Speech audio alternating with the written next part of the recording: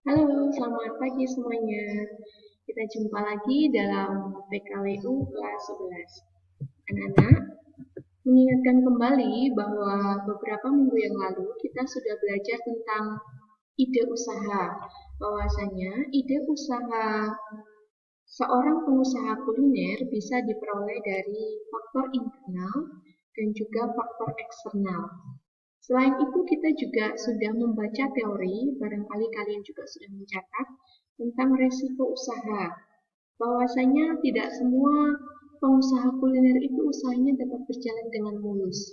Tentu ada beberapa halangan atau beberapa konsekuensi yang menjadi resiko usaha mereka. Nah, apa saja yang menjadi resiko usaha itu pun sudah kita catat dari hasil teori minggu yang lalu. Yang berikutnya adalah keberhasilan dan kegagalan dalam berwirausaha. Di sini juga kalian sudah berteori tentang faktor-faktor yang menyebabkan seorang pengusaha kuliner itu mengalami keberhasilan atau kegagalan. Kalian, saya berharap juga sudah membaca dan mencatat teorinya. Apa saja sih yang menjadi penentu keberhasilan seorang wirausaha dan apa saja yang menjadi faktor penyebab kegagalan seorang wirausaha. Kalian juga sudah mengerjakan tugas kaitannya dengan wawancara dengan seorang pengusaha kuliner, lalu kalian membuat analisisnya. Apa yang menyebabkan mereka itu berhasil dalam usahanya? Dan kalau gagal, apa yang menyebabkan mereka mengalami kegagalan? Nah, pada kali ini kita akan melanjutkan materi tentang pemetaan peluang usaha. Silakan sambil dicatat ke dalam buku catatan. Kaitannya dengan pemetaan peluang usaha, kita akan belajar tentang analisis SWOT. Barangkali kalian pernah mendengar istilah tentang analisis SWOT ya. Analisis SWOT adalah, sambil dicatat silakan, suatu analisa terhadap lingkungan internal dan eksternal wirausaha atau perusahaan, di mana analisa internal menitikberatkan pada kekuatan atau strength dan kelemahan atau weakness. Sedangkan analisa eksternal untuk menggali dan mengidentifikasi semua gejala peluang atau opportunity yang ada dan yang akan datang, serta ancaman atau threat dari kemungkinan adanya pesaing atau calon pesaing. Jadi, dalam analisis SWOT ini kita akan menganalisis dalam diri seorang pengusaha kuliner itu tentu ada faktor-faktor yang menjadi kekuatan dari usaha mereka. Ada faktor kelemahan dari usaha mereka. Kekuatan dan kelemahan itu kategorinya adalah intern, ada dalam diri seorang pengusaha. Sedangkan ancaman dan peluang itu masuk kategori X, berarti di luar diri seorang pengusaha kuliner. Jadi dalam analisis SWOT ini dibagi menjadi dua secara umum, internal dan eksternal. Yang internal adalah strength atau kekuatan dan weakness atau kelemahan. Sedangkan yang eksternal pun ada dua, yaitu peluang atau opportunity dan ancaman atau threat. Sudah ya, mari kita lanjutkan. Nah, kali ini saya akan memberikan contoh bagaimana membuat analisis SWOT dari seorang pengusaha kuliner yang menu utamanya adalah rendang. Saya yakin anak-anak juga sudah familiar dengan rendang ya. Rendang adalah makanan khas daerah dari Padang, Sumatera Barat. Nah, posisikan diri Anda adalah seorang pengusaha kuliner dengan menu utama rendang. Ya, menu utama rendang, kemudian domisilinya adalah di Pringsewu. Nah, bagaimana membuat analisis SWOT? apa saja kelebihan, kelemahan, peluang, dan ancaman yang bisa diungkapkan atau yang bisa digali dari seorang pengusaha kuliner, lalu kita wujudkan dalam uraian dalam bentuk analisis SWOT. Ini hanya contoh. Mari coba kita lihat. Yang pertama, kekuatan. Yang menjadi kekuatan seorang pengusaha kuliner rendang, yang pertama adalah rendang merupakan salah satu jenis makanan yang disukai oleh seluruh lapisan masyarakat Indonesia. Jadi ini menjadi kekuatan. Rendang itu disukai oleh seluruh lapisan masyarakat, baik ekonomi menengah, menengah ke bawah maupun menengah ke atas. Lalu yang kedua yang menjadi kekuatan adalah harga jual yang bersaing. Jadi harga jual rendang itu bervariasi, tergantung dari modal usaha atau tergantung dari kualitasnya.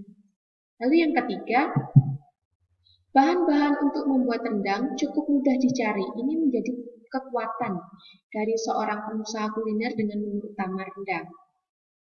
Oke, jadi kekuatan itu digali dari potensi dalam diri individu pengusaha itu. Lalu yang berikutnya, nah setelah tadi kita melakukan analisis, kita melakukan analisis SWOT yang menjadi kekuatan, lalu apa sih yang harus kita lakukan setelah kita mengetahui analisis tadi, kekuatan kita tadi, apa yang harus kita lakukan? Yang pertama, terus mempertahankan kualitas rasa, jangan sampai berubah. Itu ya, sudah tahu bahwa kita itu harganya bersaing, maka ayo pertahankan kualitas rasa, jangan sampai berubah. Kemudian yang kedua, usahakan terus mempertahankan harga. Walaupun harga bersaing, tapi harga yang kita berikan ke konsumen kita pertahankan. Bagaimana caranya? Baik modalnya itu mau nambah, mau kurang, harga tetap kita pertahankan. Karena itu akan mempengaruhi minat atau penilaian konsumen terhadap produk kita. Lalu, yang berikutnya, semakin menonjolkan keunggulan rendang yang akan dipasarkan, tidak menggunakan bahan pengawet dan dijamin sehat. Anak-anak, setelah kita mengetahui kekuatan yang ada dalam diri kita, maka kita juga refleksi. Oh, ternyata kelebihan kita ini adalah begini. Maka, kalau kita sudah mengetahui kelebihan kita, apa yang harus kita lakukan? Yuk, kita pertahankan kualitas rasanya, jangan berubah. Yuk, kita juga mempertahankan harganya. Yuk, kita juga tetap mempertahankan tidak menggunakan bahan pengawet dan tetap menjamin kesehatan dari makanan itu sendiri. Paham ya? Saya berharap bisa dipahami. Kemudian yang berikutnya, kalau tadi adalah analisa kekuatan, sekarang adalah analisa kelemahan.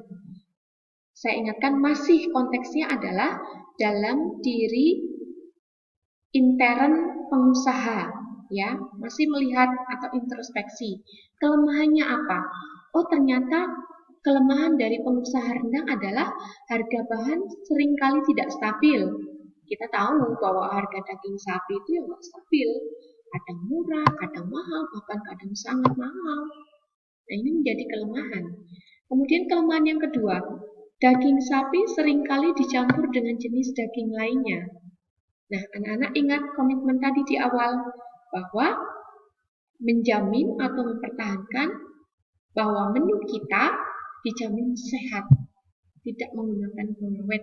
Nah, kalau memang kelemahan dari pengusaha kuliner rendang pada umumnya adalah seringkali dicampur dengan jenis daging lainnya, maka nanti kita akan introspeksi juga. Kalau kelemahan kita ada ini, apa yang harus kita lakukan? Setelah kita mengetahui kelemahan, coba kita analisis sekarang.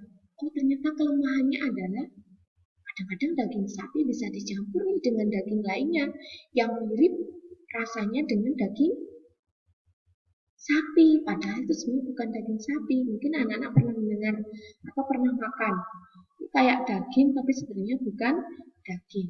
Lalu apa yang harus dilakukan setelah kita mengetahui kelemahan dari seorang pengusaha kuliner rendang? Oh, ternyata ayo kita tonjolkan dalam bentuk rasa. Sehingga walaupun porsinya tidak besar, tapi karena harganya murah, maka akan tetap memiliki daya tarik bagi pembeli. Ini mau mengilustrasikan kelemahan yang pertama tadi, tentang harga bahan baku yang bersaing, yang naik turun. Meskipun harganya naik turun, janganlah nanti kualitasnya juga naik turun. Ketika harga daging sapi mahal, terus kualitasnya menurun. Jangan. Ketika harga daging sapi menurun, kualitasnya bagus. Jangan. Kita tetap mempertahankan kualitas rasa. Porsinya juga. Ketika harga daging sapi mahal, porsinya disedikitin deh. Tadinya satu mangkok penuh misalnya, bahkan lebih dari ukuran mangkok misalnya. Ketika harga daging sapi mahal kok dikurangi misalnya. Ayo, setelah melihat kelemahan, kita sebagai pengusaha kuliner janganlah kita mengurangi ukuran porsi ataupun harganya, tetap bertahan dengan harga segitu dan ukuran porsi segitu, sehingga ini akan menimbulkan image baik tersendiri di kalangan konsumen. Kemudian, telitilah dalam membeli barang, kenali bentuk daging sapi asli dan daging lain, misalnya daging babi, dan bentuk daging sapi lain yang sudah dicampur dengan daging. Anak-anak, kalau bicara soal daging sapi dan daging babi, memang rasanya mirip ya, tapi sebenarnya berbeda. Dan di kalangan tertentu tidak semuanya boleh makan daging babi. Nah, anak-anak, dalam hal ini seorang pengusaha kuliner mesti jeli.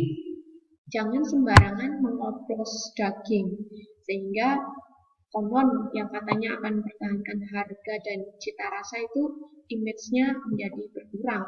Kalau ternyata nanti seorang pengusaha kuliner didapati kok dagingnya oplosan, campuran, nah, ini kan akan menjadi resiko lain dari seorang pengusaha.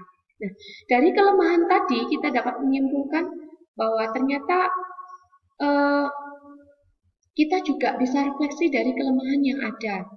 Kita juga harus refleksi ya, bahwa ada hal-hal yang mesti kita rubah ketika kita mengetahui kelemahan dari usaha kita.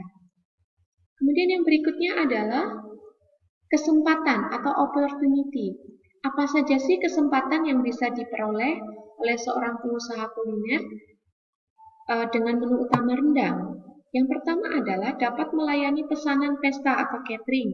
Saya rasa ini familiar dan sudah biasa ya, bahwa pada momen tertentu ada saja masyarakat atau konsumen yang memesan rendang sebagai menu utama dalam acaranya. Kemudian yang kedua, kesempatan itu dapat membuka warung makan atau restoran dengan menu utama khas makanan khas rendang yang lezat. Nah, ini juga sudah merajalela kalau rendang itu menjadi menu utama. Nah, kesempatan itu datangnya dari luar diri individu dari pengusaha. Jadi menjadi faktor eksternal. Nah, kemudian setelah mengetahui kesempatan tadi, apa sih yang sebaiknya dilakukan? Oh, tadi kesempatannya ada dua. Apa yang harus dilakukan? Yang pertama, mulai menyiapkan menawarkan rendang pada pelanggan yang membutuhkan, baik untuk pesta, event tertentu maupun untuk makanan sehari-hari. Jadi kalau tahu bahwa rendang itu bisa dipasarkan untuk momen tertentu, ayo mulai buat poster, buat banner untuk menawarkan menu utamanya tadi. Kemudian yang kedua, mulai membuat rencana pemasaran rendang dari rumah ke rumah atau melalui jasa online. Ya, sekarang udah familiar lah ya anak-anak belanja makanan aja online. Nah, kita juga merambah ke dunia itu yang menjadi peluang, kesempatan yang datang dari luar untuk memperluas atau menambah pundi-pundi keuntungan kita dengan cara jual beli online. Kemudian yang ketiga adalah mulai membuat rencana untuk membuka warung atau rumah makan dengan menu utama rendang. Ini juga menjadi kesempatan. Ingat, kalau mau membuka usaha, tentunya juga memperhatikan lokasi usaha. Jika di area situ sudah banyak yang melakukan atau pengusaha kuliner dengan menu utama rendang, coba kita cari tempat lain yang bahkan bisa jadi belum ada kuliner dengan menu utama rendang.